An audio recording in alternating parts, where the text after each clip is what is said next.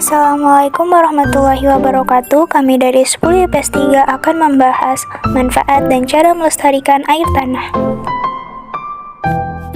Air tanah adalah air yang terdapat dalam lapisan tanah atau bebatuan yang berada di bawah permukaan tanah.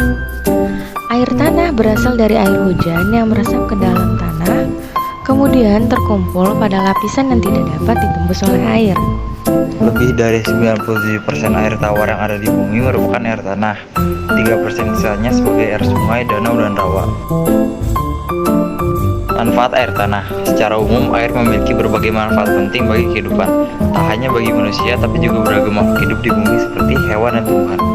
Berikut adalah manfaat air tanah. Di antaranya yaitu air tanah sebagai bagian dari siklus hidrologi atau daur air yang terus berjalan berulang. Air tanah berfungsi memenuhi berbagai kebutuhan rumah tangga seperti mandi, memasak, minum, dan mencuci.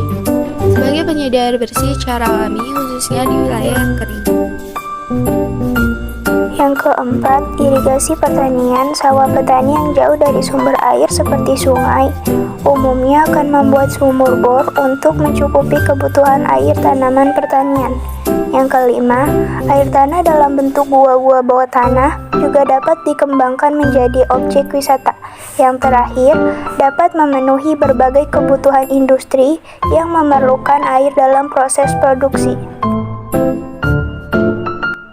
Upaya melestarikan air tanah dapat berupa kegiatan pelestarian fungsi daerah imbuhan air tanah dengan vegetasi, reboisasi, pembuatan hutan kota, dan pembuatan jalur hijau, dan teknologi pembuatan sumur resapan air hujan, membuat peraturan tentang luas lahan bangunan dan tidak melakukan pengecoran semen pada tanah. Hal ini bertujuan agar air yang jatuh ke tanah seperti air hujan bisa diserap oleh tanah dengan baik.